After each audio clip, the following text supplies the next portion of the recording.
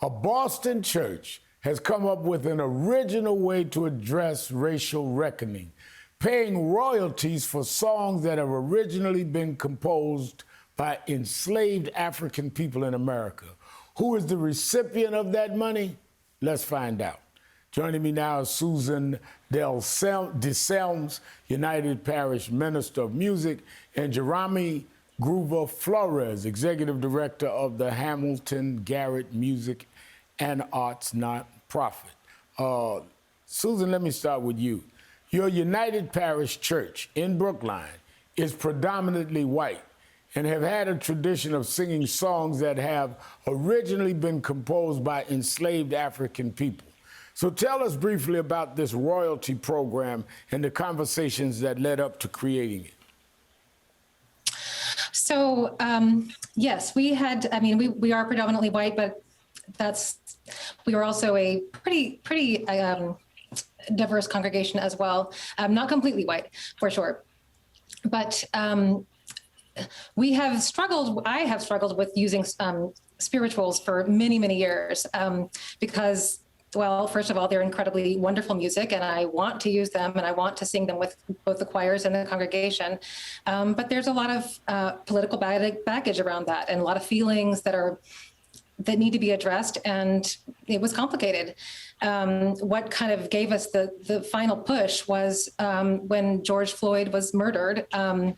We were taking a moment of silence or a moment of prayer, and I wanted to play a spiritual that I had recorded a couple of years before with cello and violin, and it created a bit of a stir in the congregation, not the whole congregation, but a few people that felt like it was an inappropriate use of an African-American spiritual.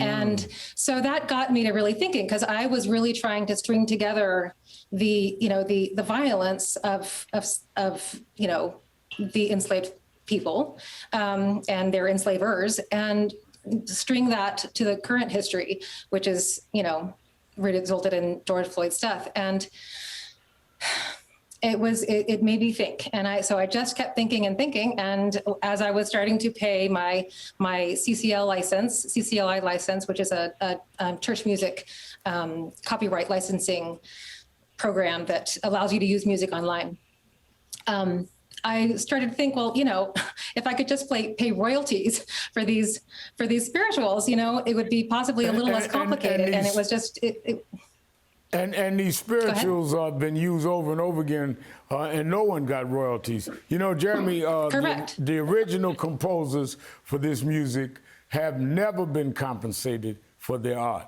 So now Susan's church is donating to your nonprofit a youth music program called Hamilton-Garrett Music and Arts.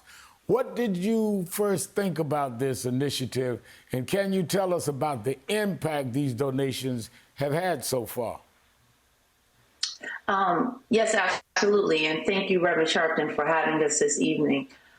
When Susan first reached out to me and talked to me about this idea of this project that would be an initiative to repay royalties, and they would do it through giving to our organization. At first, I was excited, but also nervous, didn't know how realistic or how this project could have a sense of sustainability, or how far the congregation would go in making sure that our organization receives these royalties and support. But after conversations with Susan, it became a very inspiring initiative.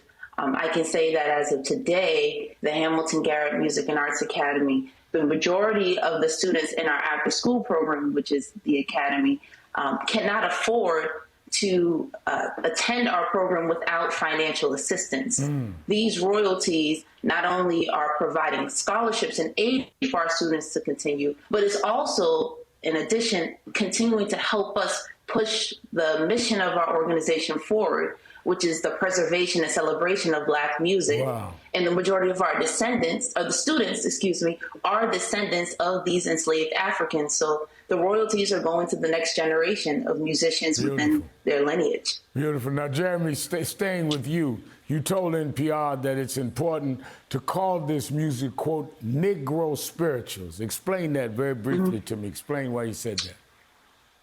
Yes, I think that it's important for us as Americans, particularly thinking about other ethnic groups that are singing this music, to put a face to the music and to the history.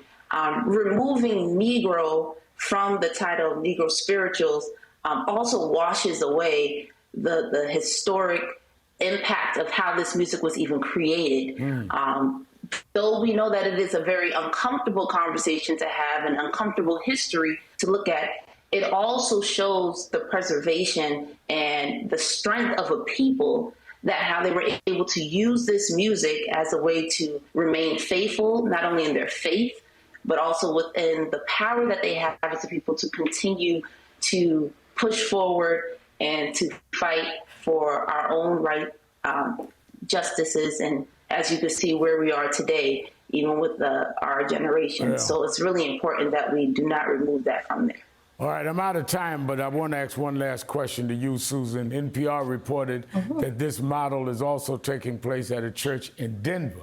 How do you see this framework spreading around the country? I'm out of time, but answer that briefly for me.